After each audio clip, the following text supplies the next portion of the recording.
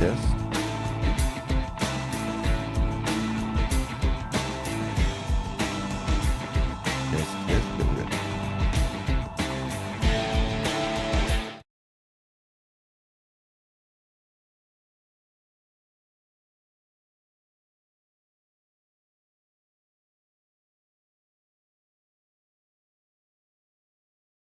Three.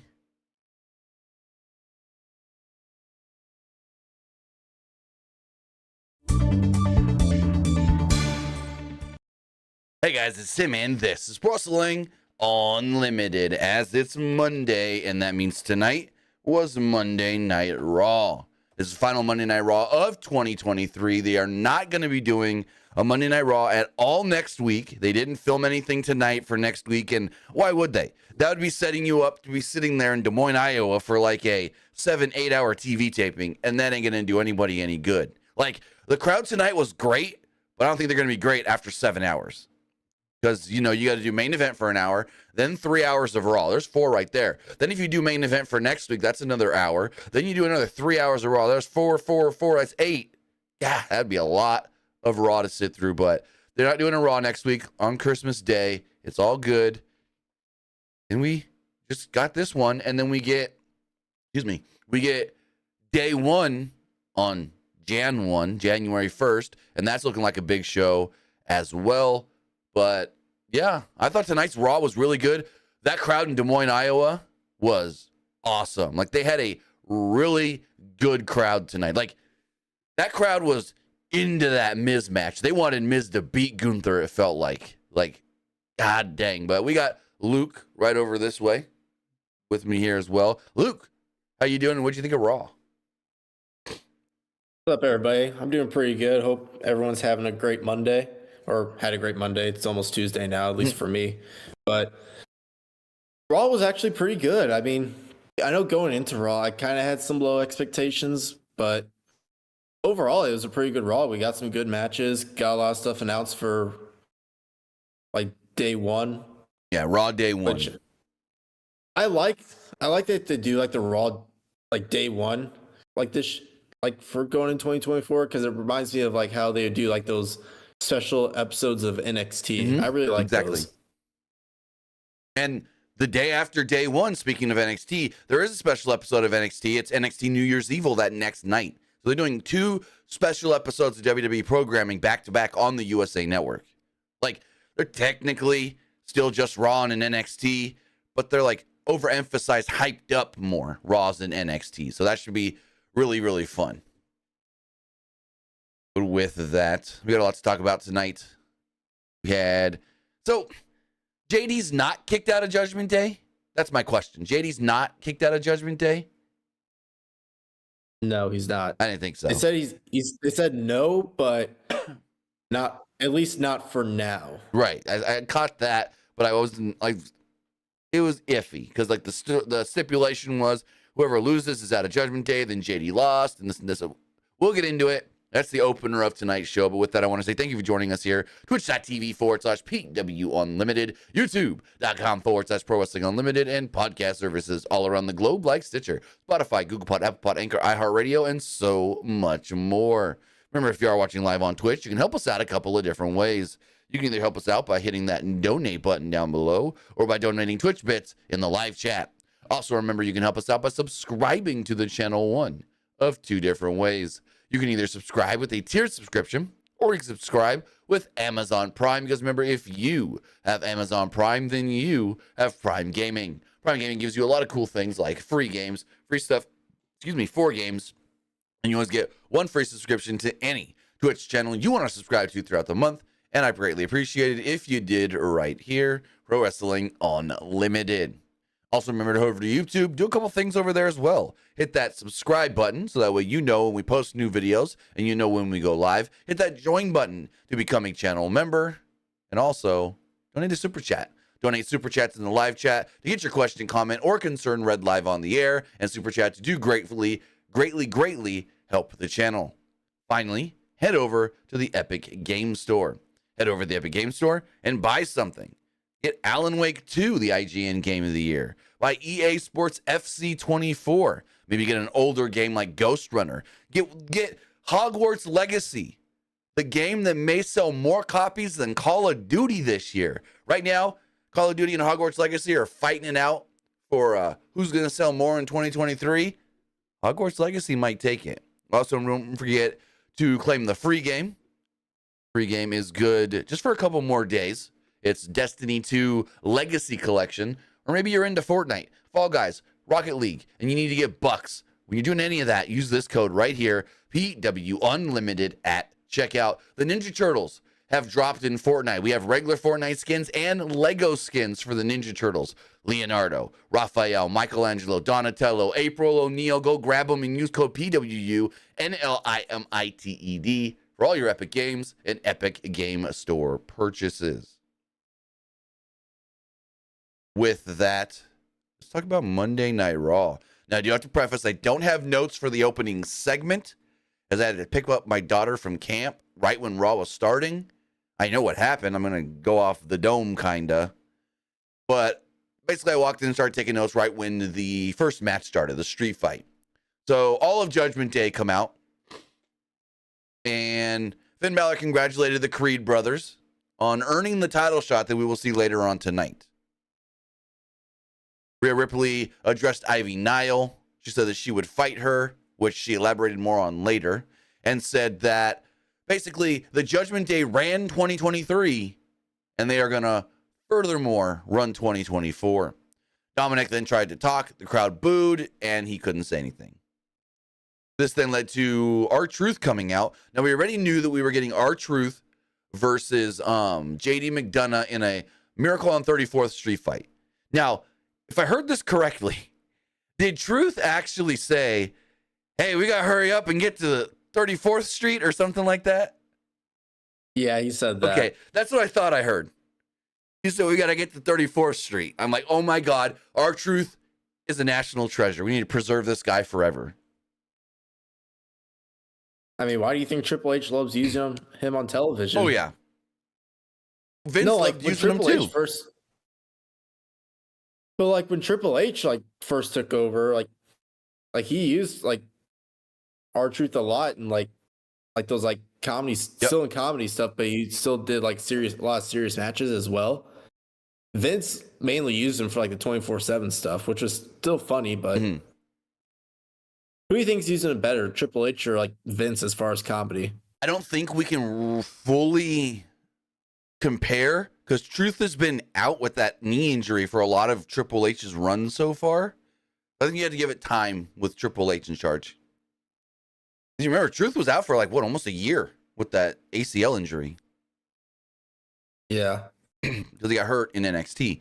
But so going back to the segment, Truth tried to play this up like the match hadn't been set yet, but then JD was like, the match has already been announced and advertised. Truth then says, how about we add a stipulation? Loser leaves Judgment Day because nobody likes JD anyways. And then Damian Priest got amused by it and goes, all right, yeah, I like it. We could do it. Crowd cheered, and Rhea didn't seem happy that Truth said the stip is on. So, yeah. Any thoughts on that opening segment before we go into the match? I thought it was pretty funny. I still kind of liked how Truth was still part of Judgment Day. I bet you, on Raw Day 1, he's going to be like, JD, what are you doing here? You lost. Yeah. I'm in the Judgment Day, not you. I could see it. As far as the match, they're still going to play this up. Oh, yeah, for sure. He was wearing a Judgment Day T-shirt and everything. So, as far as the matches go, the match went just short of 10 minutes. Truth was in control early until Dom posted him. Remember, street fight, no rules. Truth then grabbed the table after a break to the delight of the crowd in Des Moines, Iowa, but McDonagh cut him off before he could actually use it. Dom was yelling at JD, JD, he's got a table, JD, table. So Dom tripped Truth at one point as he came off the ropes, but Truth's head landed in McDonagh's crotch. Good little timing spot there. Truth launched Dom into the steel steps and sprayed a fire extinguisher in JD's face. Truth did his John Cena comeback. Remember, John Cena was his hero, his idol. He looked up to John Cena.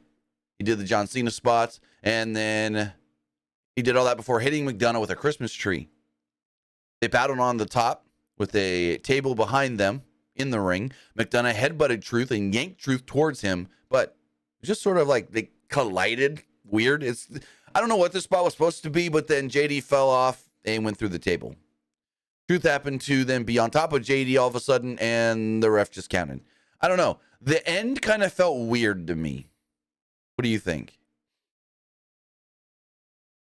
I mean, it did feel a little weird. Like I didn't really expect R-Truth to win, if I'm being completely honest.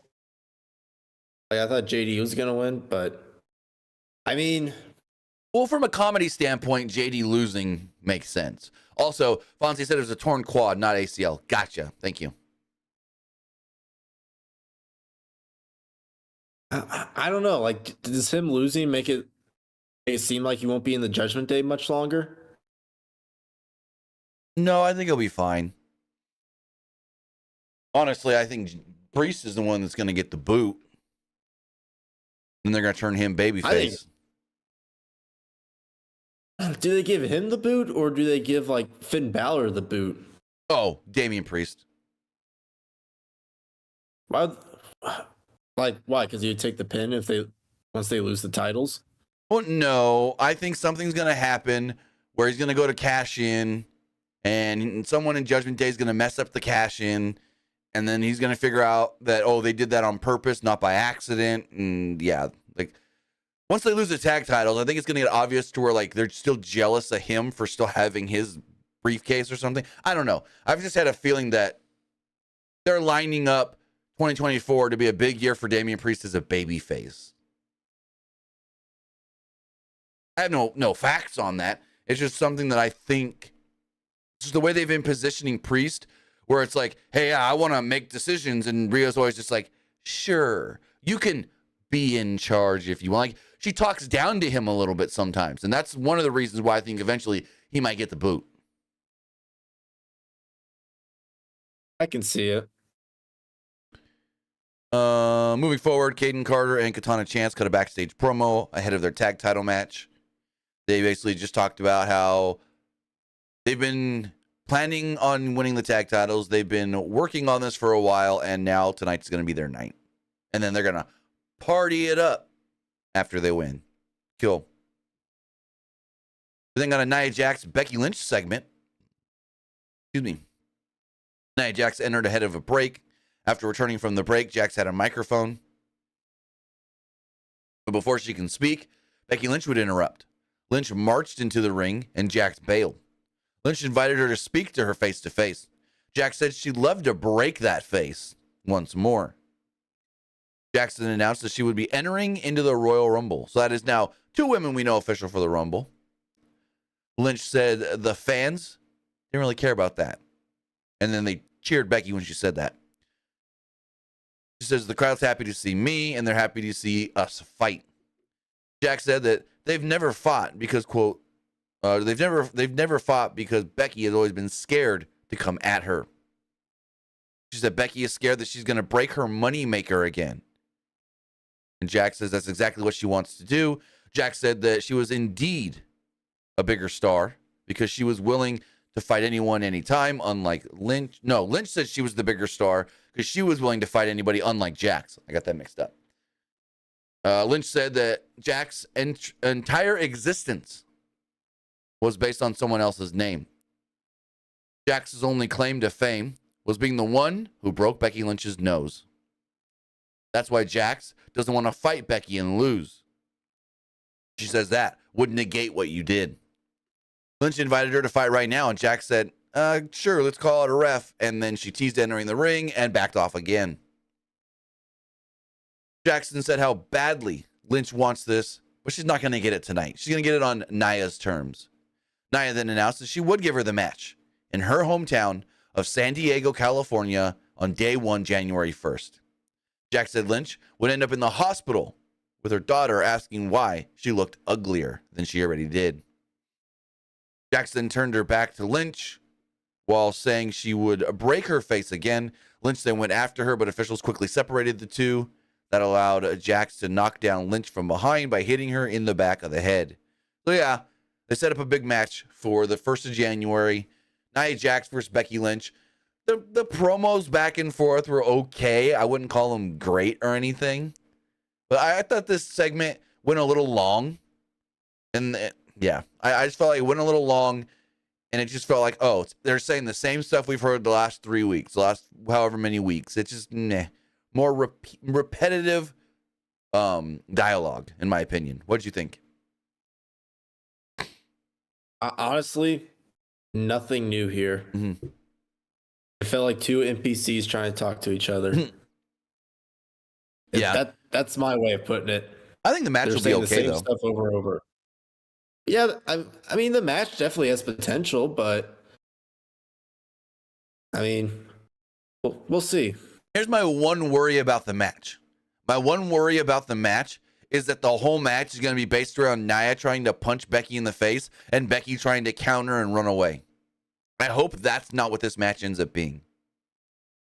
Nia trying to punch her and Becky trying to get away the whole time. Unless they did like a punch where it wasn't like as hard as like Nia did to Becky a few years ago. Right. Well, that one was a total accident. It was, but they really made it into like a storyline though. Mm-hmm. It was one of those like accidental moves that WWE turned into a storyline. Yep. But I could totally see them trying to like play it off, like saying, "Oh, he pushed, like Nia punched her." Like, could Becky seriously be injured? Then Becky just gets back up. I mean, WWE, they've done that in the past. Mm-hmm. Like, remember WrestleMania where Seth Rollins faced Triple H and they reenacted the part where like Seth like tore his ACL. That same thing that he did. Yep. Like, I mean, they'll do that. That was the one where Stephanie went through the table when she got bumped off the apron, right? Yeah. Yeah. We go backstage to Kofi Claus. This was a reoccurring segment all night. He approached Johnny Gargano and Tommaso Ciampa in the back. They said they wanted the tag titles for Christmas.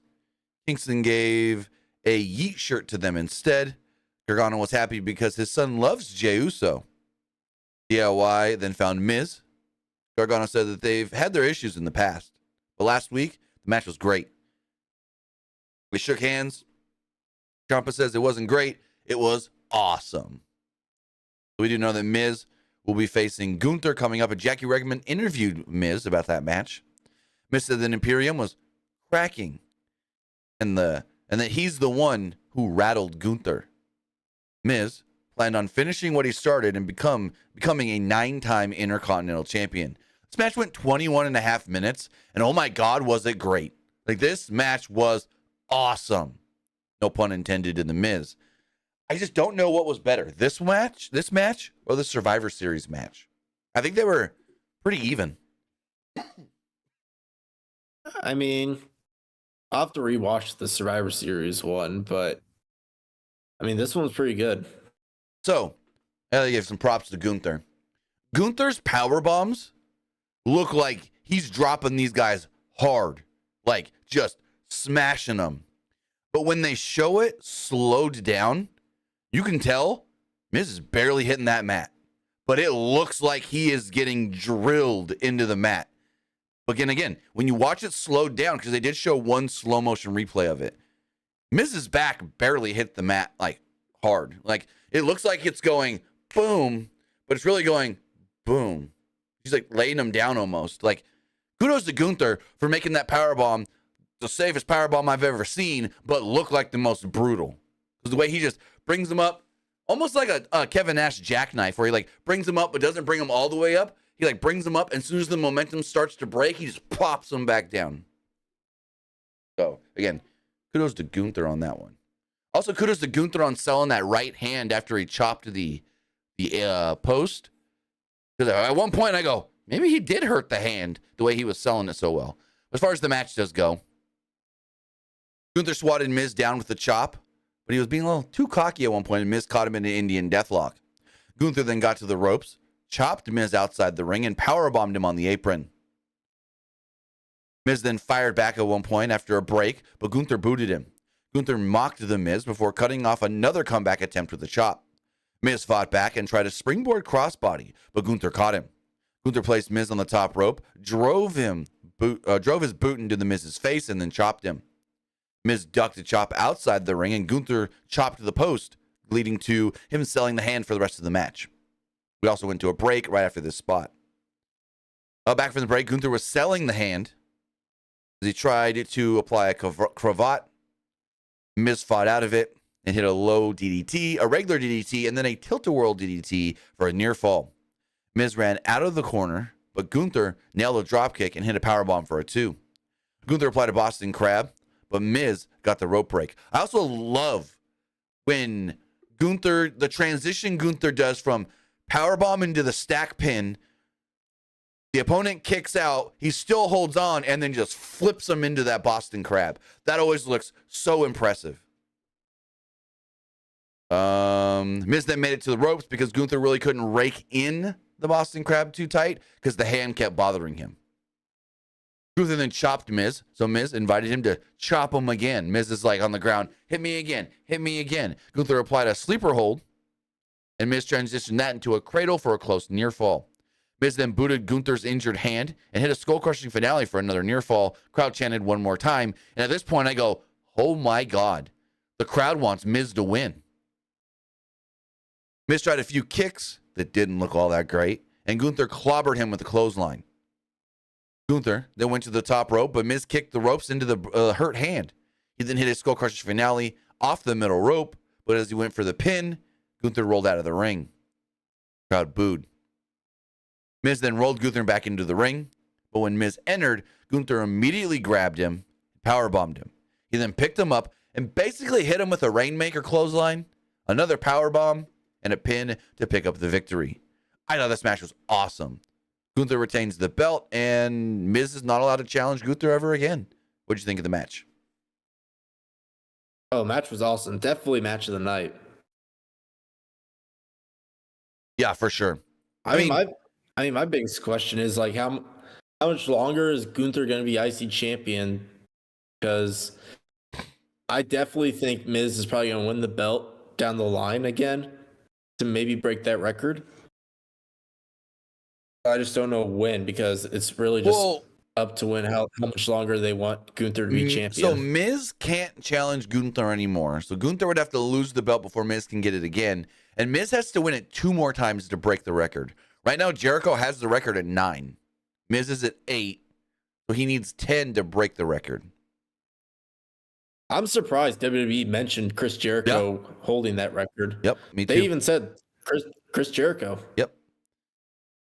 Since Saturday in the Twitch chat says, who has the better powerbomb? Gunther or Wardlow? Gunther. It's an easy one. Yeah. Gunther.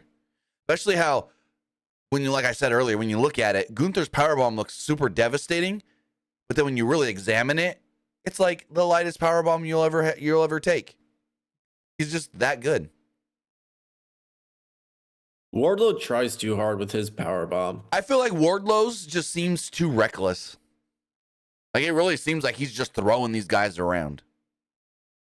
Like, for real, throwing them around. And maybe I could be wrong, and he's just, like, I'm complimenting Gunther on, maybe he's also doing the same thing, making it look devastating, but it's not. But I don't know. The way he does it, because also, when Gunther does it, he holds them the whole way down.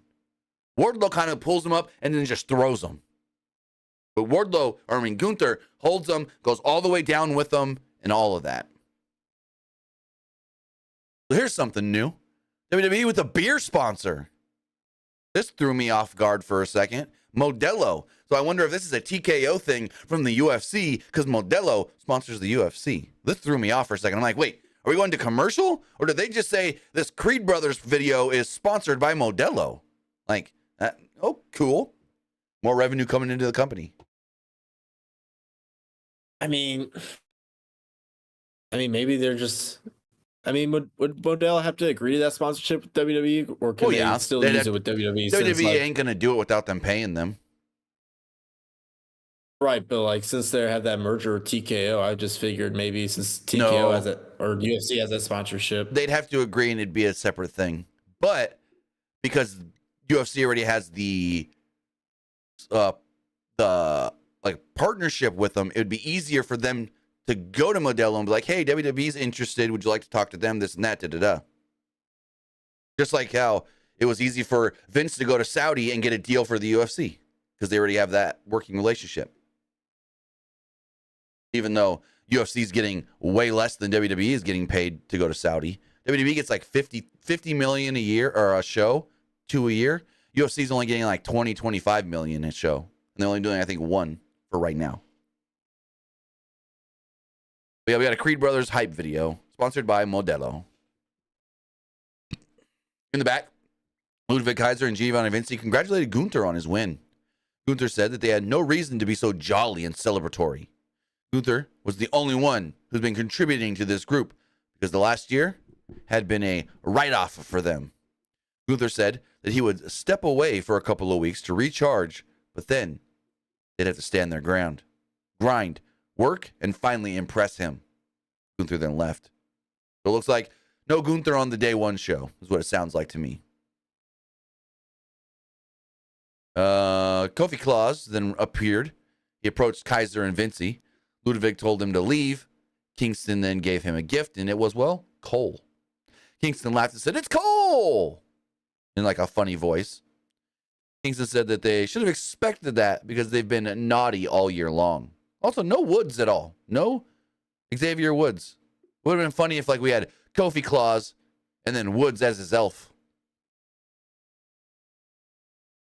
I mean, I don't know if Woods was just injured or if he was just taking time off. I don't know.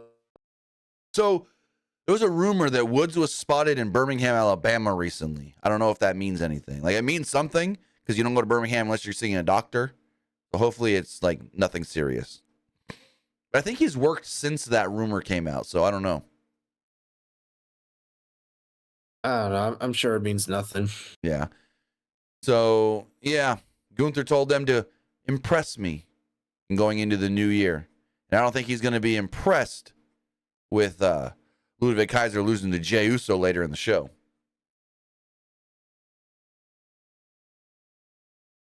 Then we get Shinsuke Nakamura and the American Nightmare before Christmas. And I wrote it all down. It was the week before Christmas, and out from my mouth came a warning to Cody that Shinsuke would pounce. While your daughter is nestled all snug in her bed, and visions of championships dance through your head.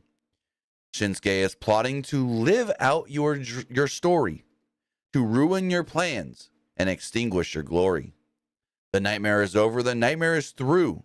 The mist burns its eyes, for the nightmare is you.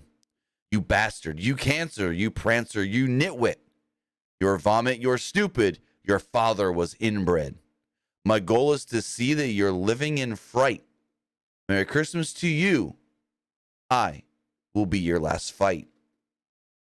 Cody then attacks Nakamura from behind. They fight all the way through the crowd to the ring. Security try to break him up multiple times. Cody then tries to do the crossroads on the top of the announce table. Security then pulls Nakamura off, and Nakamura runs to safety with Wade Barrett saying, "Oh, Nakamura needs to pay them security guards a Christmas bonus for saving him tonight." What'd you think of the poem, the story, whatever, and then the brawl afterwards? I'm surprised a match between the two didn't get announced for day one. I mean, I will say the segment was good. I thought it was very effective, but I mean, you never know. They might announce it on social media, Right. or heck, maybe they might announce it like this Friday on SmackDown. True. Maybe they'll just be like, maybe. I think what they'll do is on SmackDown, they'll probably do like a recap of that segment, and then they'll be like, Wyatt Pierce just announced on Twitter that this match will now be taking place on Raw Day 1. So, do you think, since they've already had the regular match, this next one needs a stipulation? I mean, what stipulation would you really add to it? Cage match, so Nakamura can't run away. Maybe. I mean, these two together would have an awesome Hell in a Cell match, but I don't know when you would do that. I don't think you do a Hell in a Cell match on a Raw. I mean, it's not so much that you do it on a Raw. It's just, I don't know if Triple H would do it quite yet, because normally for Triple H, he would only do like Hell in a Cell matches for like rivalries that are like really up there. Right. Well, so Cody won the first match. So maybe Nakamura wins the second one, and then that leads to Hell in a Cell, maybe. So, because I can see Cody coming out. Honestly, trying to think. Maybe they don't do a match on day one. Cody cuts a promo and then does the whole, like, you brought my daughter's name into this. Like, you mentioned my daughter. That's not right. And this and that. So, yeah. I could see it happening on day one, but I can also see them maybe waiting a week or so to let Cody have his rebuttal promo. Also, yeah, I agree with that. I don't know why, but it popped me a little when he said, your father was inbred. I was like, oh, Lord, we're going that route, are we? That seemed kind of random to me. Well, it's because Dusty's from Texas, and they say a lot of people in Texas are inbred. I know. At first, I didn't get that reference, though. So Chelsea Green and Piper Niven walked up to Adam Pearce, and they were like, we need to talk. Why haven't you been answering my calls? It's Christmas time. So how about you give us a Christmas present and cancel our match tonight? And Adam Pearce is like, it is the season of giving. So go have your match. It's next. This is after he was talking to Tazawa and said, Tazawa, you sure this is the match you want? Which we learned later was Ivar. And then after Chelsea and Piper leave, Bronson Reed approaches and says, hey, you're trying to figure out the next challenger for Gunther. How about we have a chat? And Pearce looks very, very impressed. Like, oh, yeah, let's do this. We got a couple things there. Not anything like super of importance. Because they teased, last week, they teased Gable, Ricochet, and Kofi possibly challenging Gunther. Which, now to think of it, last week we had Kofi on the show briefly and no Woods. So hopefully Woods isn't hurt.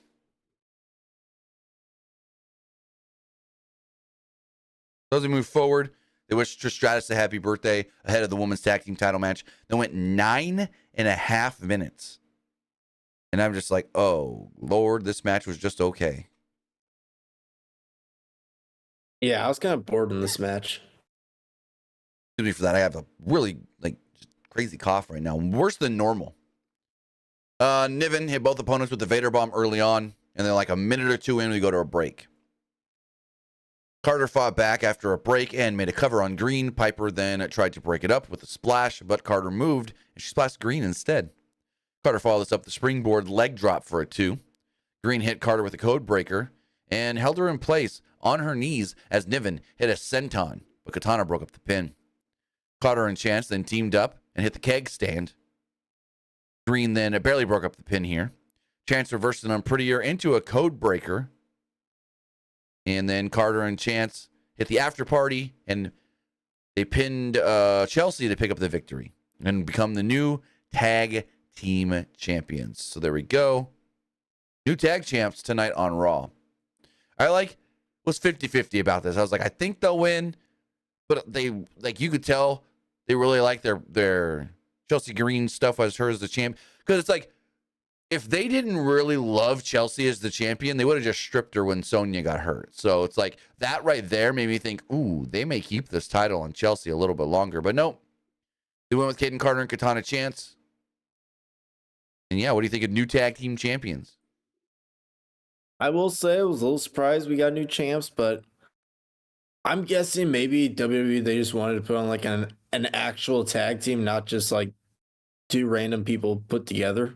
So when you look at it, it's like, who is left to challenge Piper and Chelsea? They've ran through everybody. So of course you put the titles on somebody else. You switch it from from heels to baby faces, and that just opens up a new crop of matches for those tag titles. Basically, it's when you run out of challengers, you got to put it on somebody else. I mean, you also got the women on SmackDown as well. You got the Kabuki Warriors. True, I didn't think about that. I keep forgetting about that because Chelsea and freaking Piper never appear on SmackDown barely. They never defend the belts on SmackDown either. Also, go for it. I mean, they appeared once when they had Chelsea face Charlotte. Right. And also think about it. They can go to NXT with those tag titles too. Are there any like women's tag teams in NXT though? They could put something together. I mean, you got Lola Vice and Elektra Lopez. You've got, why is their name? Their name is, who's the one that fought Roxanne in the cage at Deadline? James. Kiana James and Izzy Dane. You got them together. And then I think there's like one or two other little like women's groups, kind of. So you can always just throw people together. But I also thought it was funny. I forgot to mention when Chelsea was trying to get Adam Pearce to cancel the match. She goes, you know what? I'm just going to call Nicholas Aldis about this.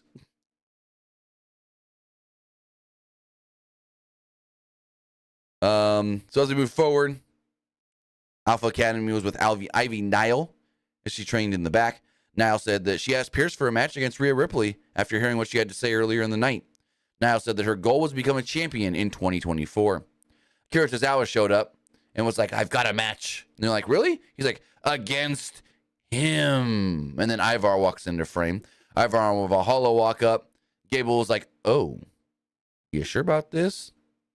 And yeah, that match was kind of next. We had a segment for it, but yeah, that match was basically next. Basically, Gable and Otis made it seem like they didn't like the idea of Tazawa facing Ivar. And then he told Maxine, you may need to go with him just to keep watch on him. I like the part where Gable was like, Tazawa, when I met Go Big going into the new year, I didn't mean actually go big. Right. I kind of like that. Would have been funny. They probably wouldn't have never done it.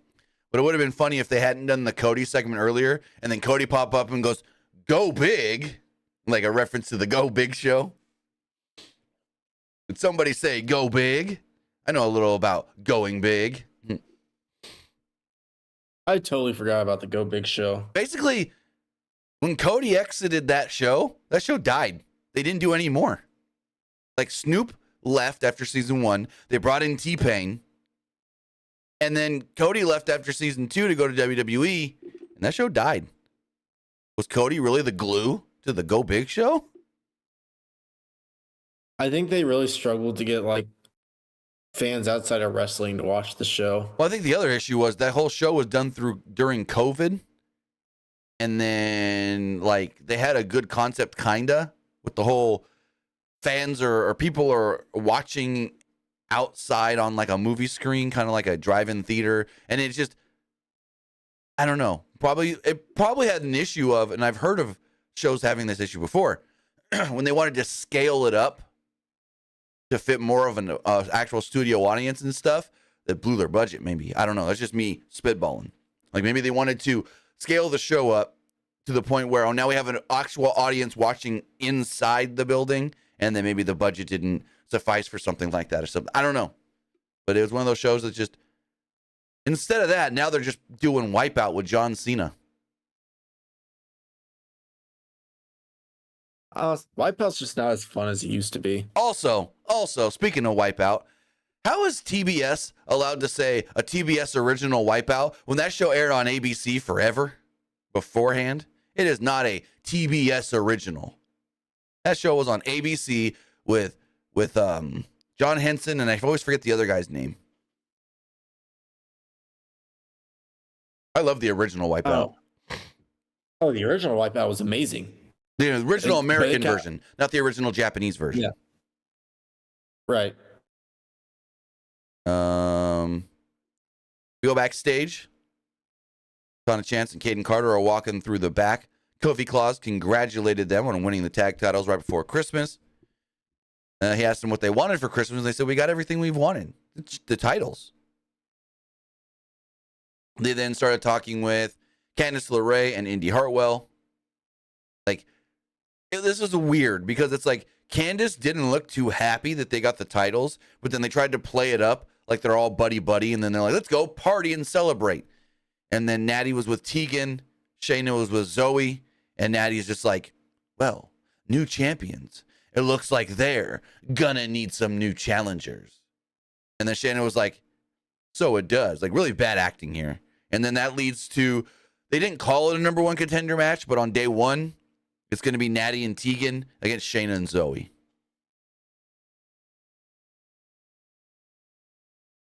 I mean, it shouldn't be a horrible match. Mm-mm. Then a match that was fun, but not much really happened. It was Tazawa and Ivar. And they gave Tazawa way more offense than I expected in this 4-minute match. But not much really happened. Tazawa actually had the early advantage. Ivar then knocked him down. Ivar knocked him down, threw him in the corner. Tazawa then tried to go to the top after knocking Ivar down. Valhalla got on the apron. Maxine, this was weird. Maxine pulls Valhalla off of the apron.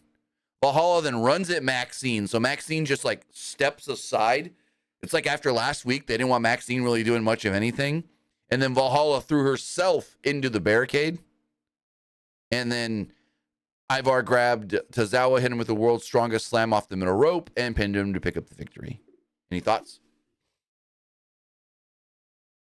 I mean, they made Tazawa seem like somewhat strong. Mm-hmm. At least they made it seem like he might have won the match, but Right. I don't know. Like, I'm kind of getting tired of him being at Alpha Academy. I know a lot of people like it because they like seeing him like do those crazy dance moves, but I don't know. You think Tazawa dancing is their, I might have said this before, their counter to Prince Nana and his dance? Kind of. I can see it. I feel like Prince Nana's dance is more popular, though, than Tazawa's. Fonzie says the other host of the original ABC Wipeout was John Anderson. Right. Now you say it, yeah. ESPN's John Anderson, too. So we got another segment that was good, but could have been shorter. It felt a little long. It was Seth Rollins and Drew McIntyre. Seth got a great... Punk tonight. Yeah, no Punk at all. They mentioned him.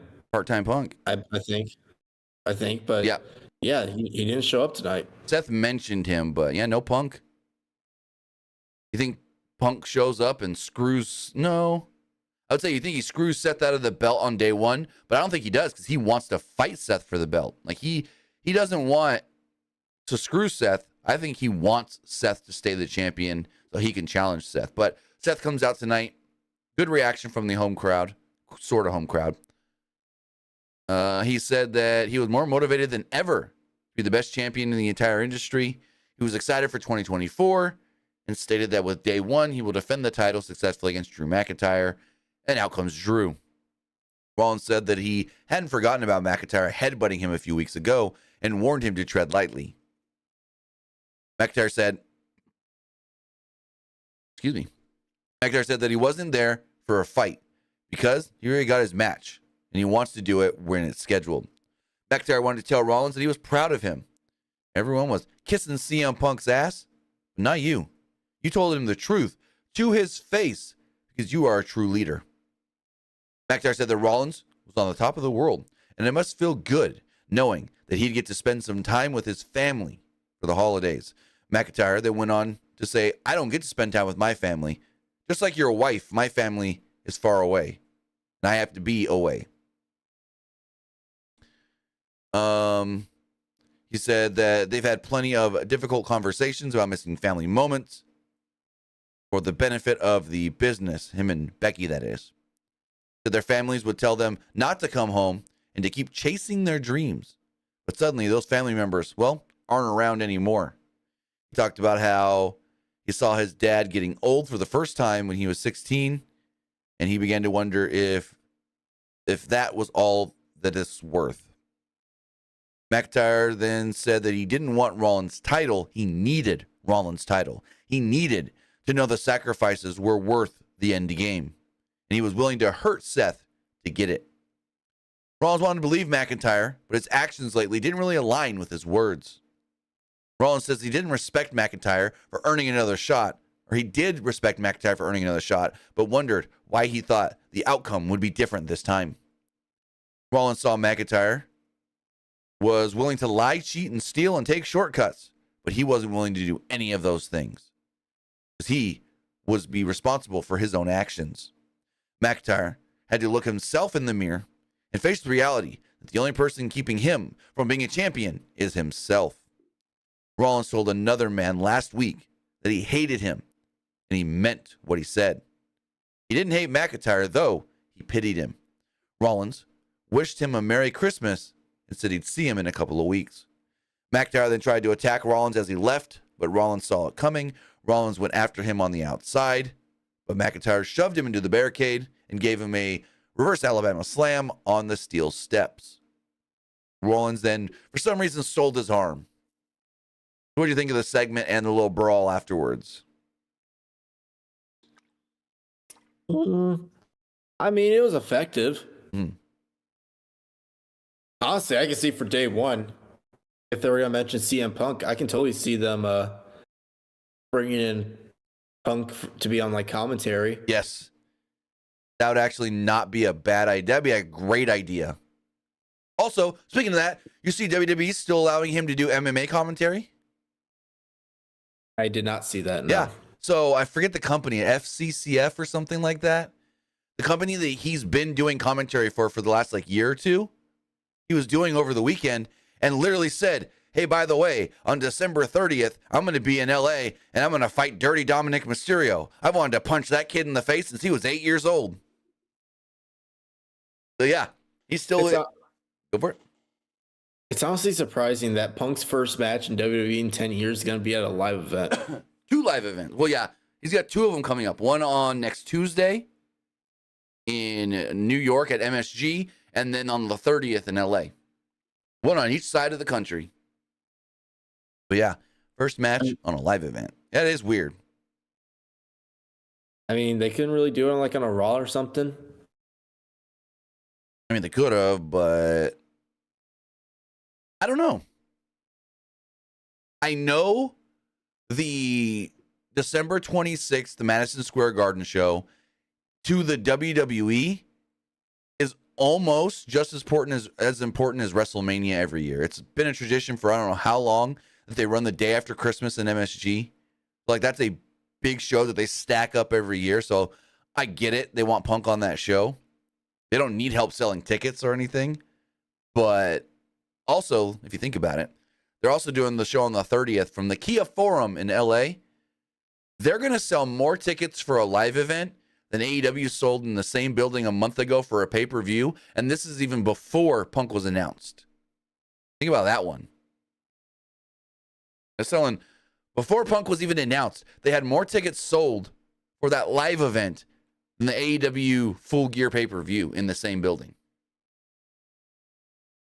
But yeah, I would have liked Punk's first match to be on a Raw as well, or just not have him work until the Royal Rumble. But hey, whatever they want to do.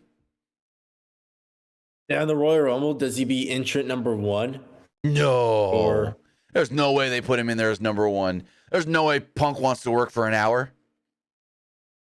I mean, I can maybe see him wanting to do it just to prove people wrong, because like me saying that, I bet you others are thinking the same thing. Like, oh, he got hurt in AEW too often. He can't work a long match and this and that and da-da-da-da-da. So then he goes out there and goes, I'll prove him wrong and work the whole Royal Rumble. I don't think he starts number 1, though. I mean, he can go number 1, just like do wherever he needs to do. Like, just don't be Sasha Banks. Don't be Sasha Banks 2018, where she started at the beginning and kept rolling out of the ring to catch her breath and like to recover. She literally would roll under the ropes or sit under the turnbuckle for like half that match. And then they were like, Sasha was in for so long. It's like Sasha did nothing for half the match. Yeah. I mean, well, where does he go? Like 20, 30? I've seen a lot of people say that they should put him in number 30. But I don't know. That's a tough one, because it's like the story of this year's Rumble, the men's Rumble at least, it's Cody and Punk and who wins. So you really got to think like they got to be positioned well. Between them two. It's between them two. Oh yeah. You think it comes down to those two at the end? That would be cool. Yeah. It makes sense.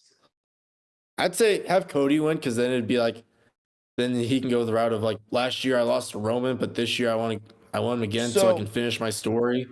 So Cody winning makes the booking easier, in my opinion. Cody wins and then can go to SmackDown from that win. And then you just have Punk win the Elimination Chamber. But if Punk wins, he gets Seth. And then you got to finagle some way to get Cody the SmackDown shot. You know what I mean? Maybe he calls his old buddy Nick Aldis, a man that he's beaten for a world title before. I mean, I feel like that they're trying. If they did that, I feel like they'll try to overcomplicate it. Because I feel like if they do that, then they're gonna have to be like, oh, they're gonna have to trade Cody to SmackDown for somebody. Exactly. Like, who's SmackDown gonna send? I don't even know. Jey Uso? But yeah, no. They're doing that whole storyline of Roman likes Solo better than Jimmy, so they got to keep that storyline going. Right, but they still got to do Jey versus Jimmy at Mania. How are they going to do that? Yeah, I don't know. Yeet versus no Yeet. But yeah, I think Cody winning the Rumble is the easiest way booking wise. Like, there's a way to do it. Maybe Nick Aldis says, hey, I'm doing this Elimination Chamber, and the final spot is open to anybody. Just like how he opened up the final spot in the U.S. title number one contender tournament to somebody in NXT. Maybe he opens the final slot of the Elimination Chamber to anybody in NXT or Raw.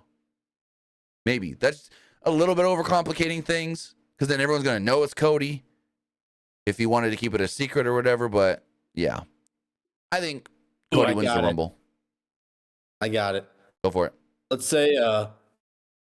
say Jimmy gets tired of Roman saying how he keeps favoring Solo over him.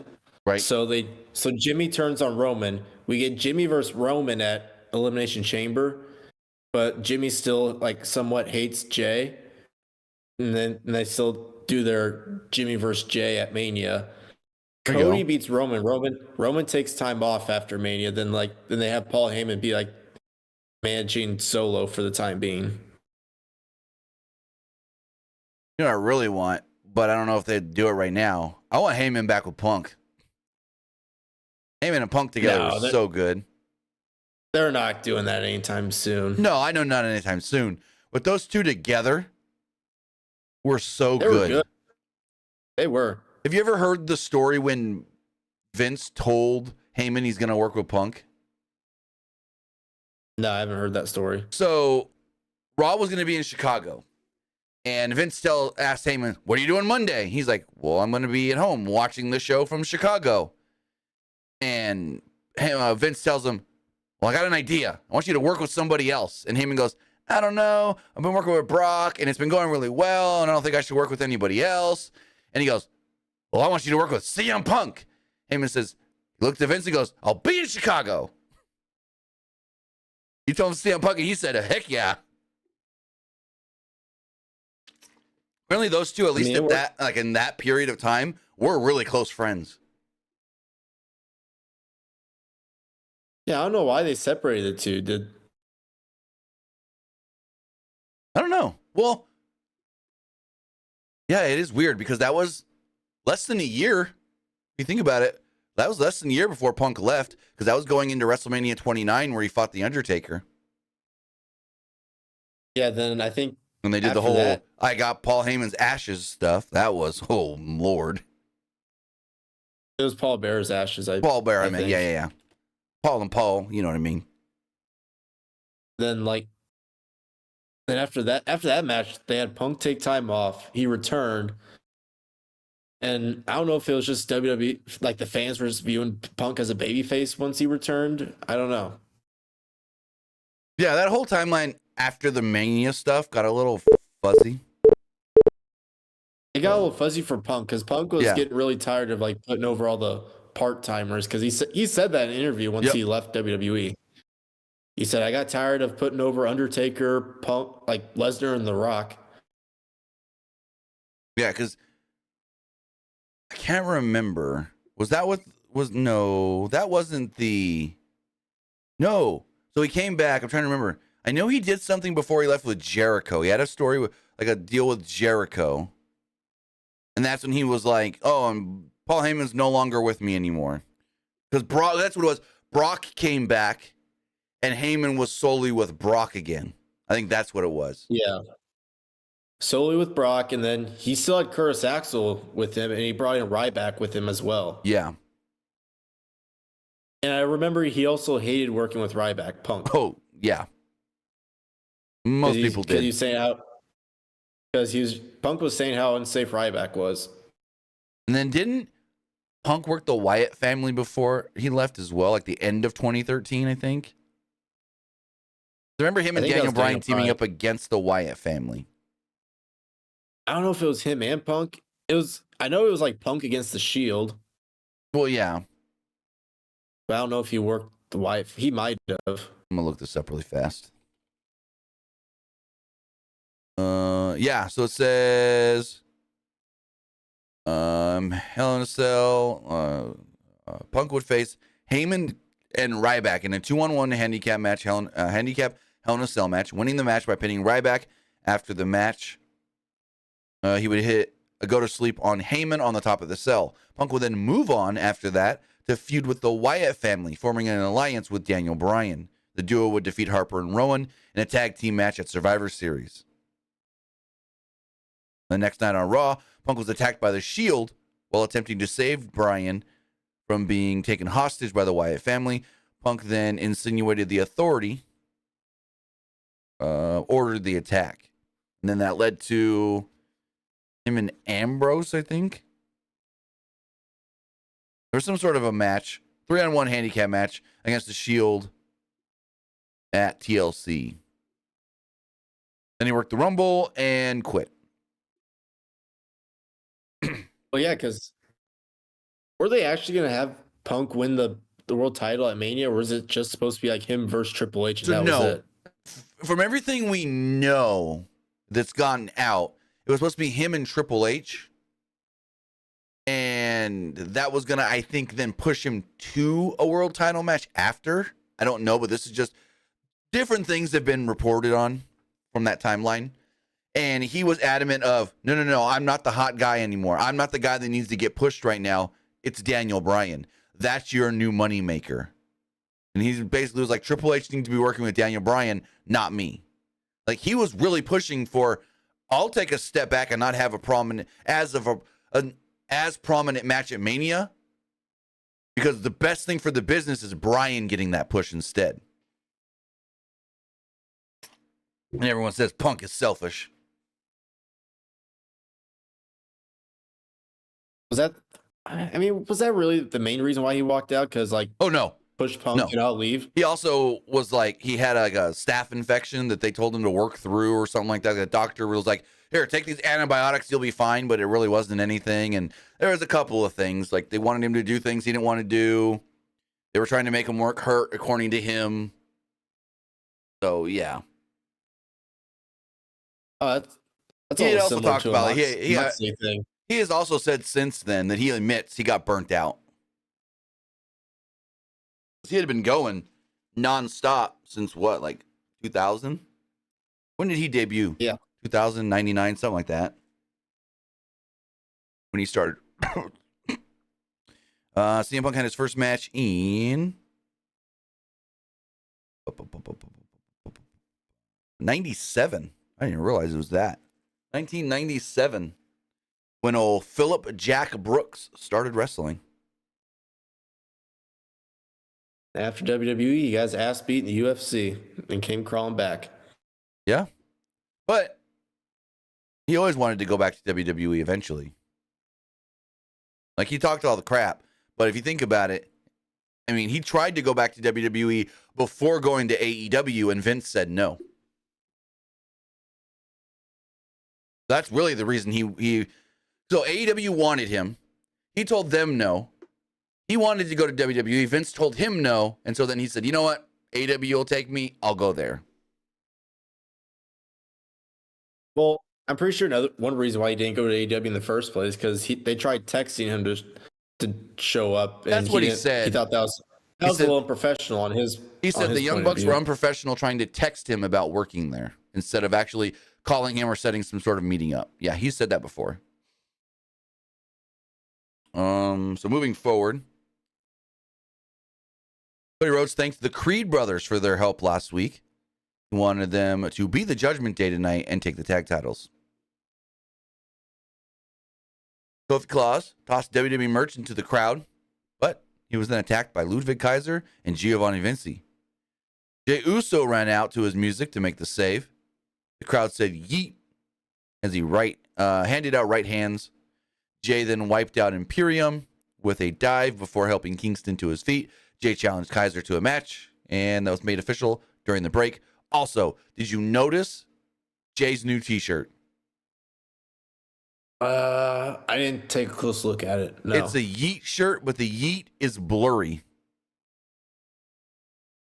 Like they That's can use the clever, yeet actually. again, but now they're making a joke of them not being able to use the yeet and blurring it out on television that one week.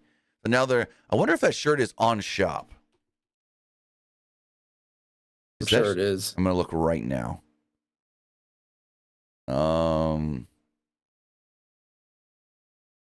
Yep. I'll pull it up right here.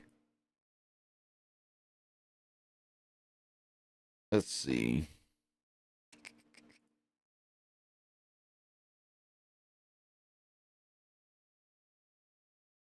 This is the new Yeet shirt. Where the Yeet is blurred. That's pretty funny. Oh yeah, that's pretty clever. Right. Because it was an indie wrestler that apparently once Jay started using it, trademarked it, and then WWE got the trademark from him or whatever. I don't know exactly the logistics. Surprisingly, they never said who the wrestler was. Oh, it was all over Twitter. Hold on. Did they say who it was? Hold on, I can tell you.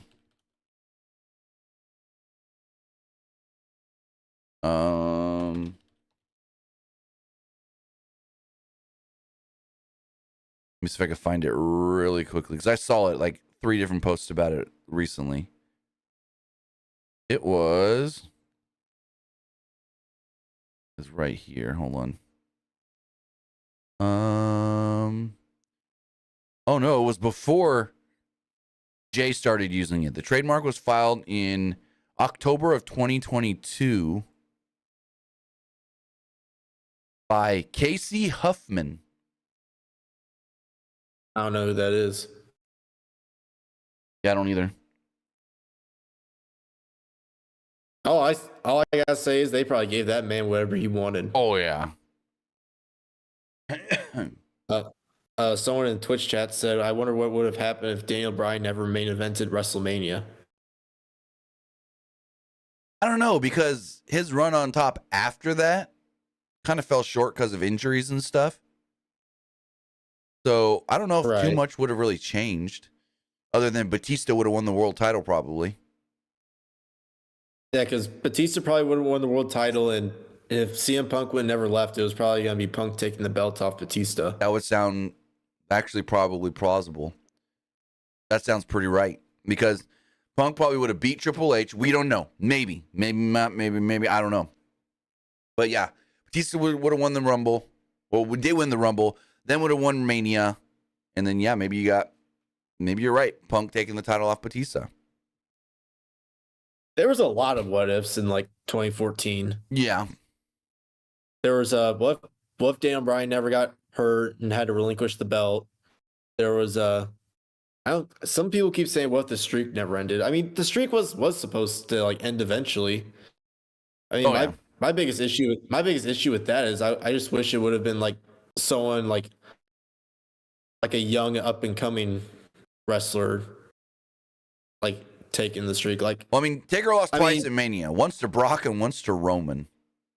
I mean, was Brock the right decision to take the streak? No. I mean, no. I mean, they got like some like good footage from it though, from like fan reactions. They got that, but like, I just wish it would have been someone like a Roman Reigns at the time to take it, because it would have benefited Roman more than it would have Brock.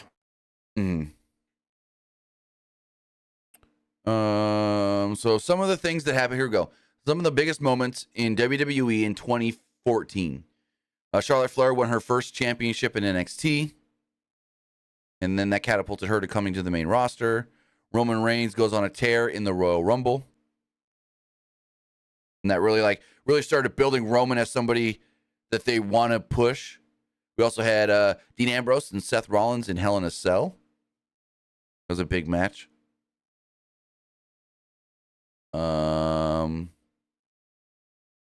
Brock Lesnar destroys John Cena.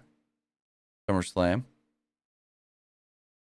We had Rock, Hogan, and Austin all in the ring together at WrestleMania. Seth Rollins put Dean Ambrose's head through a cinder block. I remember watching that as a kid, and I was like, holy cow. Brock breaks They literally murdered this. They literally murdered this man. Yeah. Brock breaks the streak. Bryan occupies Raw and then wins the world title. Seth Rollins betrays the Shield. 2014. Sting arrives in WWE at the end of 2014. That was a huge one. And then number one moment of 2014 in WWE, according to Bleacher Report, Daniel Bryan wins the world title. That was a big moneymaker for WWE, though. Which was Bryan or Sting? Both. Yeah. Well, I think the Sting thing was half botched. Because basically, they wanted to say, oh, we're going to beat another WCW. We're going to just, the last remnants of WCW, we're going to put him down too. That match wasn't even all that good at WrestleMania, Sting and Triple H. It had way too much interference. And I remember being there live and like people getting hyped up when the NWO came out, and then people getting hyped up when DX came out. And then the guy sitting next to me that I didn't even know goes, hold on.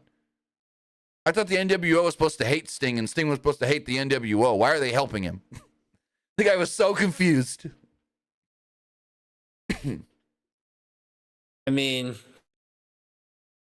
yeah, I would say till the end it was kind of a letdown, but at the beginning it really like got fans hyped up. And then Sting got hurt and his whole run got just derailed. Yeah. So moving forward, we had Jey Uso versus Ludwig Kaiser.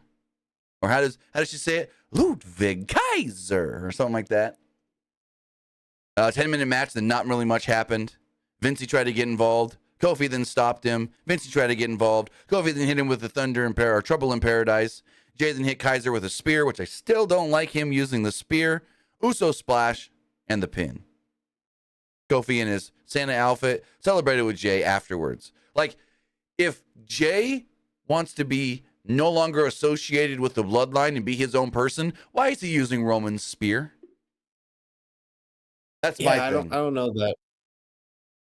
Like, does he ever do the super kick still? Well, yeah, but like the spear is now his setup for the splash. He spears you, goes to the top and hits the splash. Instead of super kicking you and then going to the top for the splash. He still does super kicks in his match, but he does that spear and it's just like, oh, you're still showing homage to your tribal chief. That's how I see it. Weird. Then we go to the clubhouse. Priest is mocking JD for losing to Truth. Literally 2 hours ago almost at this point. Ripley wasn't happy about it. And he was like, well, am I really out of Judgment Day? And Priest is like, no, that wasn't a real stipulation. You're in for now. And then Rhea hyped up Balor and Priest, said you're going to beat the Creeds, just like I'm going to beat Ivy Nile with my title on the line on day one. Speaking of day one, a couple of things got announced for that show. You got Becky Lynch and Nia Jax. You got Natalya and Tegan Nox taking on Shayna Baszler and Zoe Stark. Rhea Ripley will defend the Women's World Championship against Ivy Nile, and Seth Rollins will defend the World Heavyweight Championship against Drew McIntyre.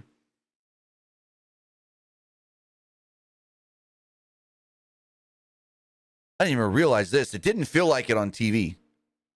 The main event was shorter than the IC title match.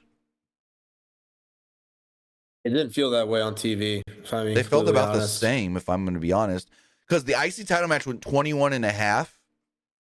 The main event, I clocked it at 16 and right around 16 minutes, 15 seconds or so. Fun match, though. Great main event. I thought this was a great match in the main event.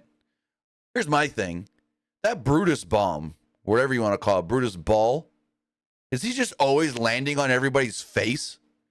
Because he landed right on Priest's face at one point when he did it. I thought normally he just had his like shoulder like leaning into your chest or something. Well, I noticed he came right at Damian Priest, landed on Priest, hit him in like his body, hit him in the face, and then Priest like grabbed his head for the rest, kept grabbing at his head for the rest of the match. Whether that's just Priest selling really well or Priest actually kind of like getting his head hit, I don't know. So you look at it, Brutus just jumps, cannonballs himself, and just lets his body go. So, give me 1 second. My mouth is drying up from all this coughing. All this coughing and talking with a sore throat. I was going to go live later and do some Fortnite stuff, but maybe I won't. I don't know. They went to a break about a minute into the match. And the Creeds worked over Balor. Rhea was yelling at Finn because Finn was just getting double teamed. And then she would yell at Priest and be like, "Why are you letting this happen, Priest?" And Priest would look back at her like, "All right, I can't do anything. They're gonna limit," you know. So Rhea was all pissed off.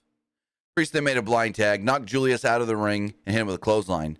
Brutus then tagged in, ran wild on Balor, who tagged back in, and hit a gut right slam. Priest then tagged himself in again and used a running charge to send Brutus over the announce table.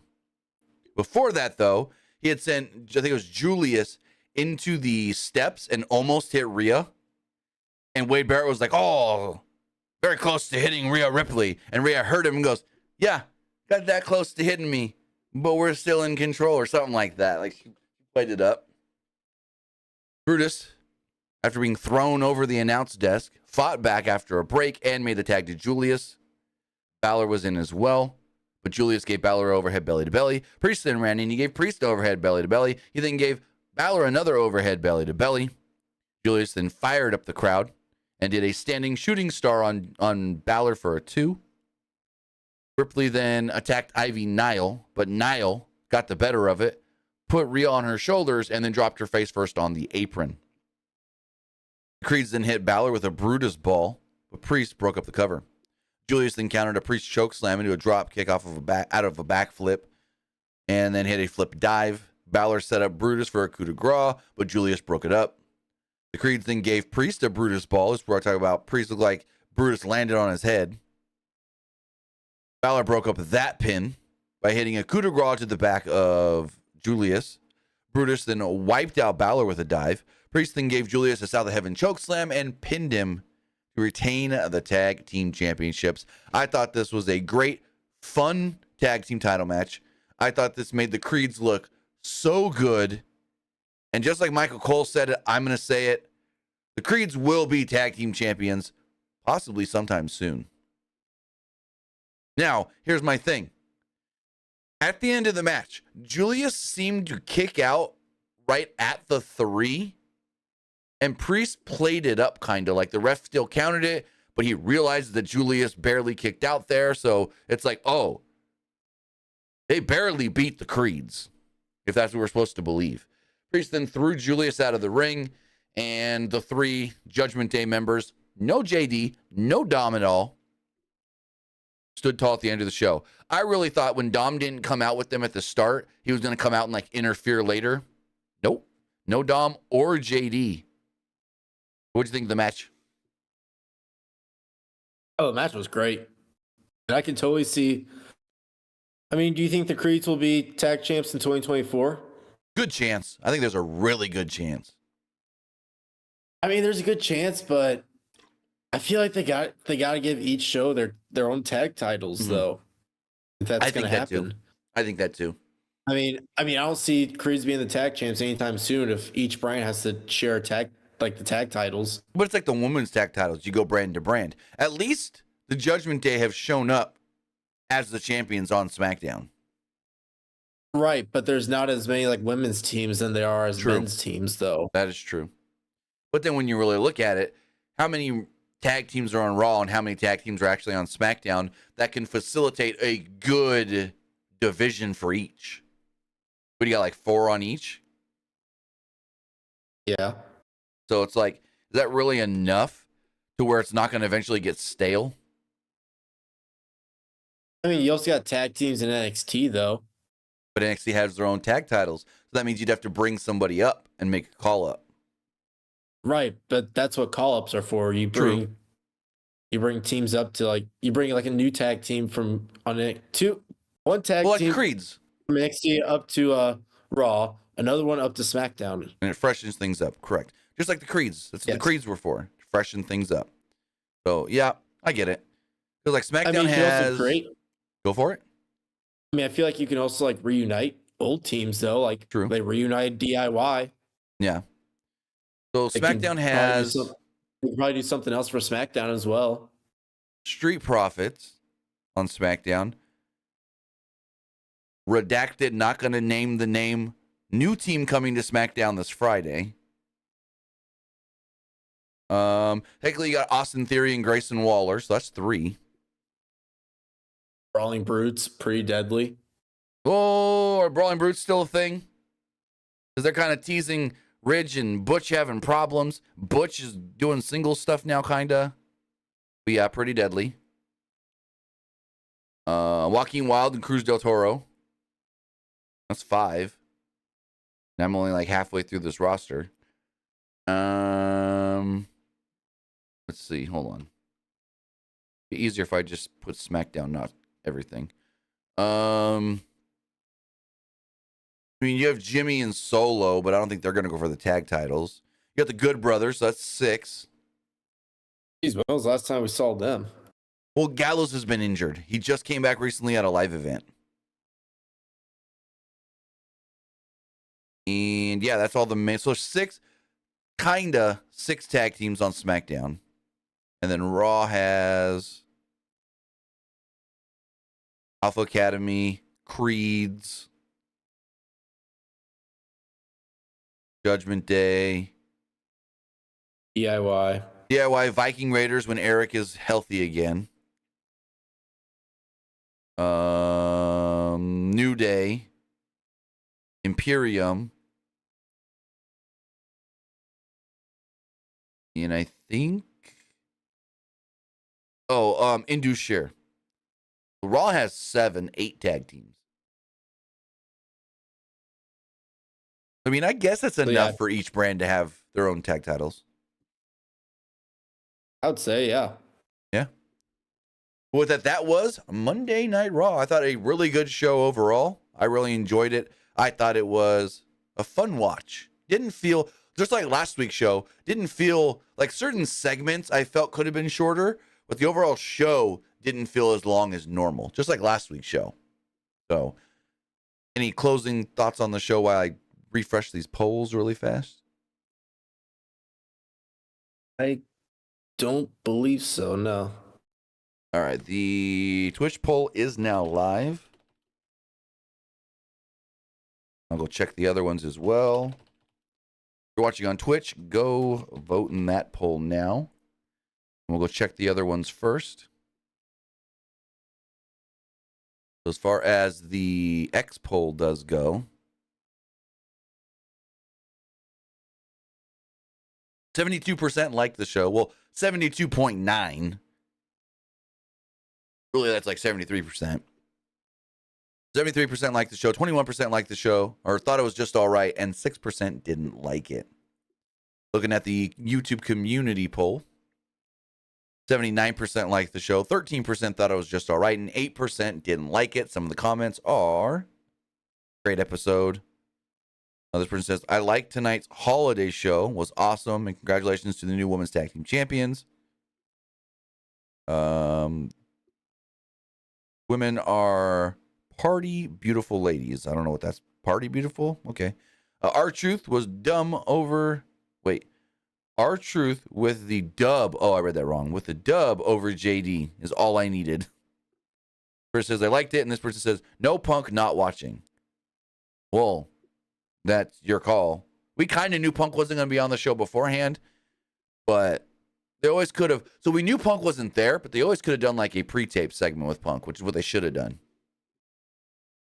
Hell, they should have filmed something when he was at the PC all last week.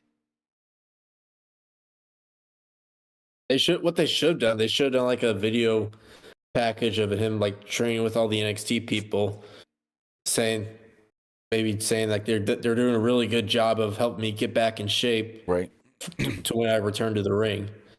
YouTube live poll, 80% liked the show, 13% thought it was just all right, and 7% didn't like it. And finally, everybody that voted on Twitch liked the show. With that, guys, I want to say thank you for joining us here. Twitch.tv/PW Unlimited, YouTube.com/Pro Wrestling Unlimited, and podcast services all around the globe like Stitcher, Spotify, Google Pod, Apple Pod, Anchor, iHeartRadio, and so much more. Remember, I will be back on Wednesday for AEW Dynamite. With that, guys, have a great night. And Luke, tell them where they can find you. You can find me over at Twitter X at Petke_21. And you can also find me over at Twitch at TheOldPetke. Again, guys, have a great night. Have a great week. No Raw post show next Monday because there is no Raw. It's Christmas Day. But we'll see you Wednesday, Friday, and then we'll do it all again next week. Have a good one, guys.